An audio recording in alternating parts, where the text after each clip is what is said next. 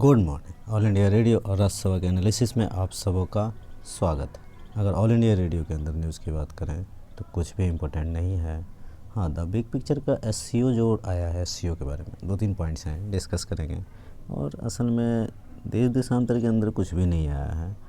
तो एक आर्टिकल है जो कॉन्स्टिट्यूशन के लेकर के है, हमारे सेंट्रल स्टेट के क्या राइट्स हैं उसको लेकर के, उसे डिस्कस करेंगे। तो चलिए डिस्कशन स्टार्ट करते हैं।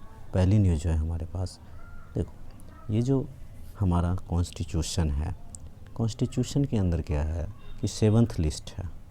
7th लिस्ट के अंदर लिस्ट 1 7 शेड्यूल है, 7वीं अनुसूची जो है।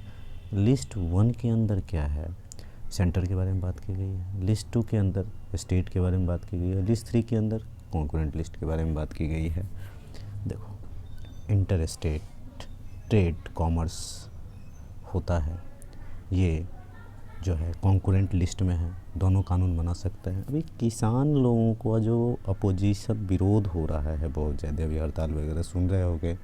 असल में पंजाब ने कुछ कानून बना दिया था कि हम इस कानून को नहीं मानते हैं। अगर सेंटर ने कोई कानून बनाया, सेंटर ने अगर कानून बनाया तो क्या वो स्टेट पे लागू होगा? बिल्कुल लागू होगा। लेकिन अगर स्टेट चाहता है कि उसको नहीं लागू करे तो प्रेसिडेंट की कंसेंट से वो दूसरा कानून बना सकता है, लेकिन प्रेसिडेंट की कंसेंट से। अब यहाँ पर क्या है, सरकार बदलती है तो मतभेद होता रहता है। ये होता है इंटर स्टेट वाटर डिस्प्यूट की बात हो, हमारा जो कॉन्स्टिट्यूशन है हर चीज़ का निदान करता है। फेडरलिज्म का संघात्मक जिसे बोलते हैं, पूरे कॉन्स्टिट्यूशन में कहीं उपयोग नहीं किया गया है। इस बात की चर्चा कहीं भी नहीं की गई है। हमारा जो सिस्टम है, हमारा जो कॉन्स्टिट्यूशन है, वो यूनिटरी और फेडरल दोनों का मिक्सचर है। मतलब ढांचा हमारा जो है कंस्ट्रक्शन संगठनात्मक है, लेकिन हमारे देश की आत्मा, सोल एकात्मक है, यूनिटरी है। हमारी संस्कृति, सभ्यता, हमारा जो कॉन्स्टिट्यूशन बना, पूरे वर्ल्ड के अच्छी अच्छी चीज़ों को लेकर के हमने अपने कॉन्स्टिट्यूशन को बनाया। क्वासी फेडरल भारत है। यहाँ पर एक चीज़ और होता है, पॉलिटिकल पार्टी एक दूसरे से टसल जरूर करती है, लेकिन कॉन्स्टिट्यूशन में टसल नहीं होता है, एकदम चलता आ रहा है। कोई बात दिक्कत आए तो सुप्रीम कोर्ट में इंटरवेंशन हो सकता है, या फिर दूसरा अमेंडमेंट की व्यवस्था है। 368 पता है आपको। जीएसटी आया।